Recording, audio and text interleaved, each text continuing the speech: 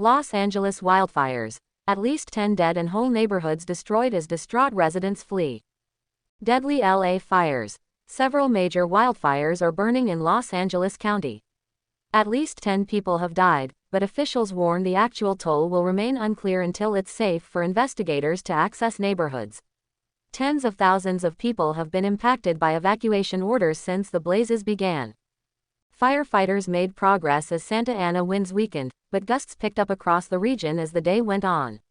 Officials also launched a major response to a new fire near the border of LA and Ventura counties, which prompted evacuations. Residents are also contending with polluted air and other hazardous conditions. Neighborhoods devastated. As many as 10,000 structures have been destroyed between the Coastal Palisades fire, which is now the most destructive ever to hit Los Angeles County, and the Eden fire, which has devastated communities. Weather. Several major wildfires are burning in Los Angeles County. At least 10 people have died, but officials warn the actual toll will remain unclear until it's safe for investigators to access neighborhoods. Tens of thousands of people have been impacted by evacuation orders since the blazes began. Devastation is partly a result of chronic underinvestment in critical infrastructure, Los Angeles councilmember says.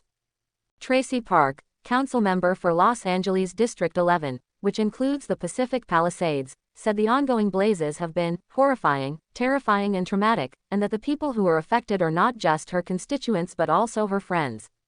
This is a community that is no stranger to fires, Park told CNN, adding that people in the district are very familiar with what she described as faulty protocols required of them in an emergency situation like this.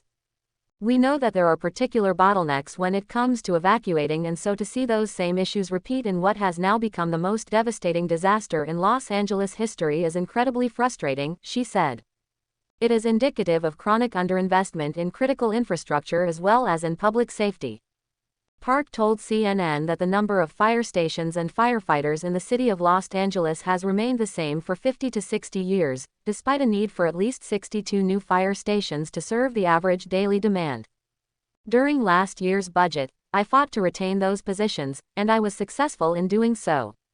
But it's only a drop in the bucket, she said. Park said the calls for service had tripled.